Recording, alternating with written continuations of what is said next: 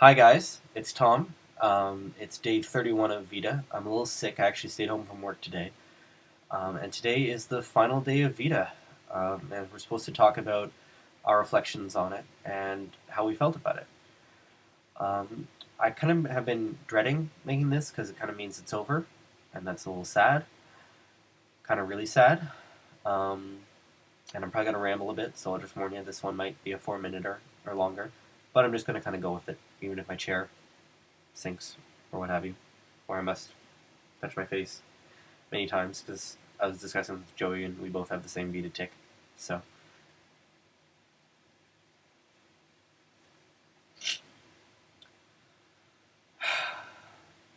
I started doing VEDA almost on a dare.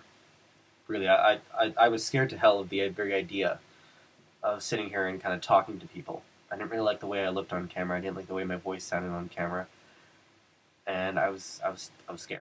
I used to be scared of even talking to people on camera or on Skype. I don't know what it is exactly. It's just there's a few people I'm comfortable with, but most others, if you try to put me on a Skype call, I'd pretty much do everything I could to try and get away from it.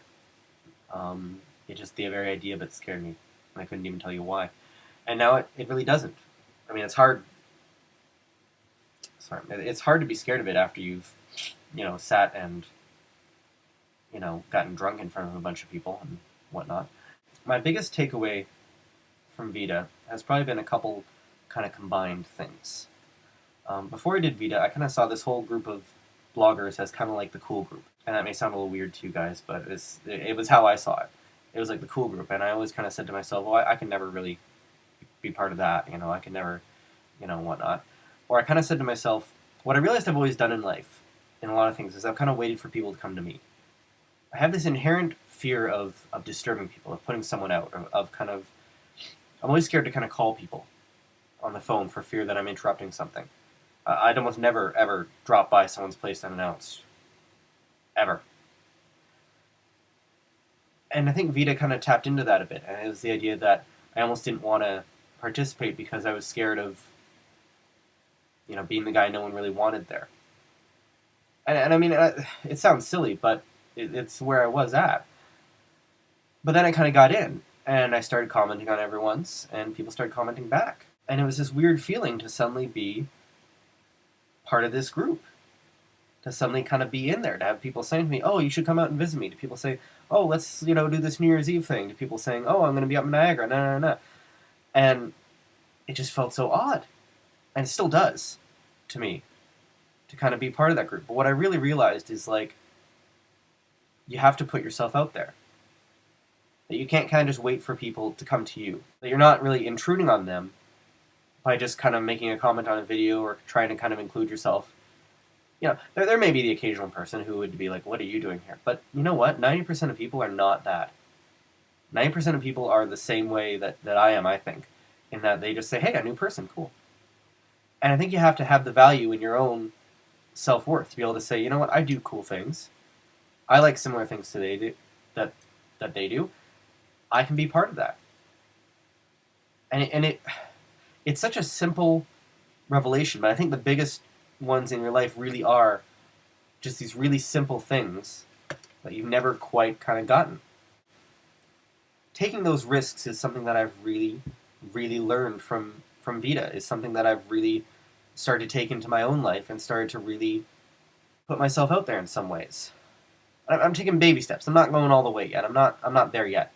But I'm starting. And if for some reason, and God forbid, I never hear from any of you again, and we never talk in any way, shape, or form ever again, I've still been given this great gift of learning, like, how to interact with people, about how to kind of put yourself out there and how to make friends. And it sounds like such a silly little thing, but it was such a big revelation to me that if you just put yourself out there, you comment on people's videos, you comment on people's blogs, you know what? People will respond to that. Even if what you think you're putting out there maybe isn't, the best, you think, oh, this is boring, or oh, this is whatever, you know what? People will respond to it if what you put out is honest. And if you think it's boring, then jazz it up. Jazz up your life. Go and do something. Go and take a yoga class. Go ask out a girl. Go buy a new computer. Well, may not buy a new computer, because We all have our moments, and financially, but I think it's important to just kind of do that. And it's such a simple revelation, but it's such a big one. And I can't thank you all enough for that, because you helped me with that. And I hope to continue vlogging. I don't really know what the hell I'm going to vlog about. I feel like someone needs to start posting like weekly topics or something, because I feel like we have to keep this going in some way, shape, or form, because I don't really want to go till August without doing something like this again. But I also can't keep up with, 3 to 4 hours of video to watch every day, as you guys may have noticed. And I could barely keep up with recording the videos. Though I did record every day. I'm just throwing that out there. I did record every single day, except for the one day I remembered as I was in bed after midnight. But it still technically counts because it was kind of on the same day. So I win. Also because of this. I mean, come on, it's a pen and a sonic screwdriver. What can you go wrong with that? So, guys, thank you very much. I love all your faces. And I will see you all soon. Anytime you're in Canada. If you're in Canada, odds are you're near me. Because, no offense, Hung or anyone else, but it's Toronto. It's pretty much, the center of the universe in Canada. So if you're in Canada, odds are you're near me, and you should let me know, and we can go out and we can get drinks, or pretty much anything. We can go to the top of CN Tower, too. That's a lot of fun. Anyway, this is rambling long. I've got a lot of editing to do still, so I love all your faces, and I'll see you soon. Bye, guys.